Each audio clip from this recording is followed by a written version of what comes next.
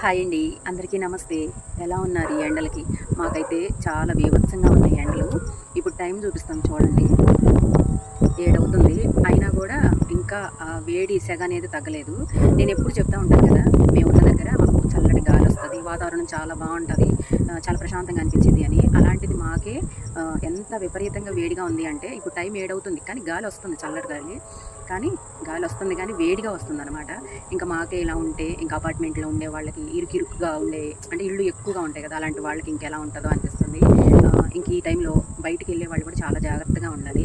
కొంచెం వాటర్ ఎక్కువ తాగటం, ఎండకి ఎక్కువగా బయట తిరగకుండా ఉండటం, మరీ వెళ్ళాల్సి వస్తే కనుక కొంచెం జాగ్రత్తగా ఉండటం మంచిది. అందులో ఇప్పుడు రోహిణి కార్తె కాబట్టి ఇంకా ఈ 10 రోజులు ఈ ఎండలు ఇలాగే ఉంటాయి. మన జాగ్రత్తలో మనం ఉండటం మంచిదనమాట. ఇంకా మాకైతే ఎండలు ఎక్కువగా ఉన్నాయి. మీ ఏరియా ఎలా ఉందో కూడా, అంటే మీరున్న ఆ ప్లేస్లో ఎండలు ఎలా ఉన్నాయో కూడా కామెంట్ బాక్స్లో కామెంట్ చేయండి. మాకైతే మామూలుగా లేవన్నమాట. పొద్దున 8 గంటలకి ఇంట్లోకి వెళ్ళాము, పని అంతా చేసుకొని తలుపులేసేసుకున్నాం అనమాట. అంత ఎచ్చగా సెగ్గొడుతుంది, ఉండలేకపోయాం బయట. ఇప్పుడు ఒక అరగంట అవుతుంది అనమాట బయటకు వచ్చి.